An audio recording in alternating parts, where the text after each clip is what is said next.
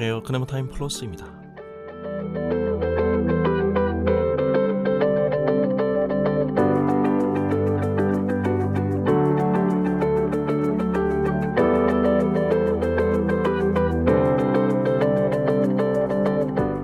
크리스찬이 직면하는 어떤 문제에도 빠지지 않는 해답이 있죠.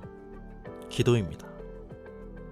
기도로 해결되지 않는 문제들이 더 많이 뒤섞인 우리의 삶이라는 걸 알면서도 우리는 기도합니다.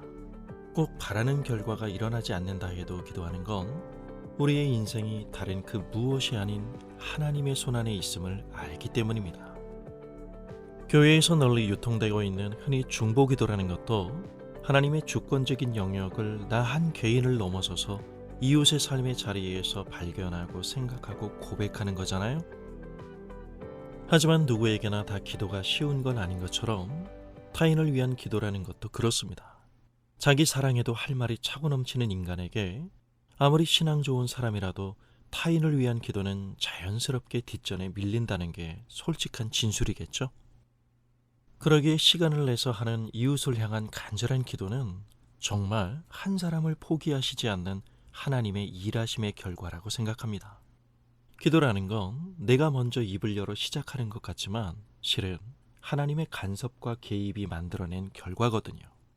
이것이 성경이 말하는 우리가 하나님께 기도해야 하는 기도의 당위성입니다. 그런데 말입니다. 오늘날 교회의 풍경 속에서 기도할게 라는 말이 풍성한 것 같으면서도 이웃을 위한 기도가 거의 그저 그런 수준에 그치고 있다는 생각이 드는 건 왜일까요? 타인을 위한 기도, 즉 하나님의 일하심을 어쩜 우리가 너무 쉽게 생각하고 있기 때문은 아닐까요? 말로만 하나님의 은혜를 붙인다고 모든 것이 쉬워지고 가능해지지 않습니다. 은혜를 말하는 건 그만큼 하나님을 신뢰하기 때문이지 나는 모르쇠로 일관하는 도피처가 아닙니다. 이웃을 위한 기도는 립 서비스도 아니고 하나님께 정보를 전달해 드리는 것도 아닙니다.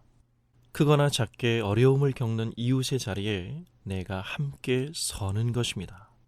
혼자서는 버거워하는 상대방의 짐을 내가 함께 지기 위해서죠. 그러므로 소위 말하는 중보기도라는 건 상대에게 나 자신을 묶는 행위를 말합니다. 비근한 예를 하나 들어볼까요?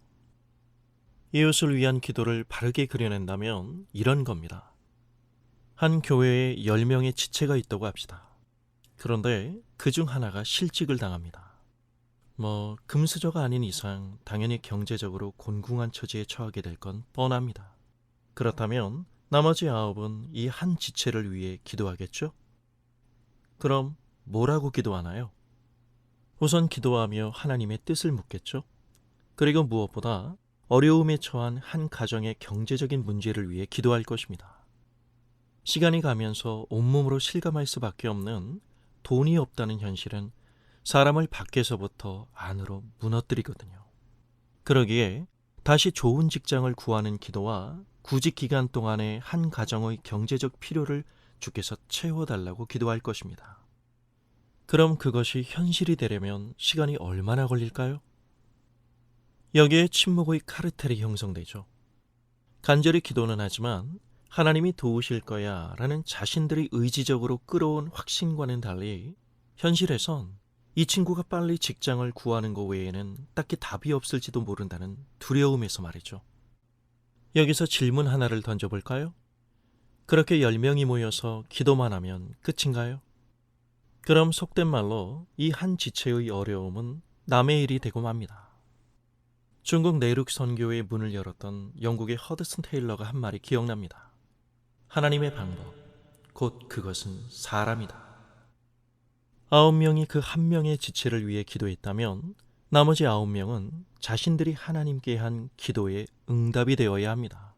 다시 말해 그 지체의 가정이 안정을 찾을 수 있을 때까지 기도한 나머지 9은 그 가정의 경제적인 책임을 맡아주어야 한다는 말입니다. 사도행전을 읽어보면 이것이 진정한 교회 공동체의 정신임을 알 수 있습니다. 우리 하나님은 전능하신 하나님이야.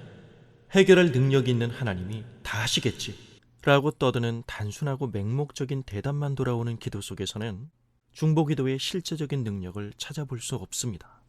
물론 하나님이 다 하십니다. 당신을 통해서요. 그래서 하나님은 말씀하십니다. 너희가 나서라. 내가 너희와 함께 하겠다. 기도가 단지 말하는 것 이상으로 구체적인 힘으로 작용하는 건 그 기도 속에서 인격이신 하나님께서 일하시기 때문입니다.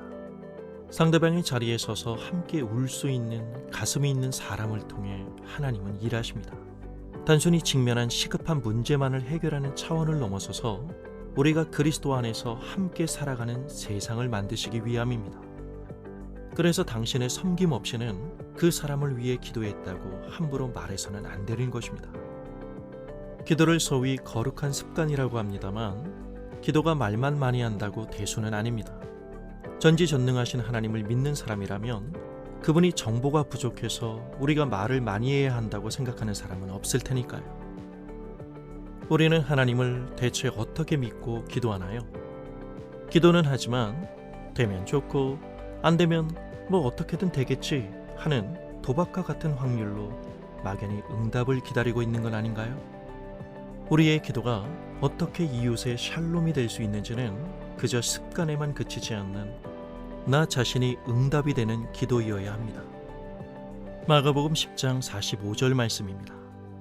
나는 섬김을 받으러 온 것이 아니라 섬기러 왔고 또 많은 사람들을 위하여 목숨을 바쳐 몸값을 치르러 온 것이다. 주님은 이 영광스러운 사역에 당신을 초대하십니다. 감사합니다.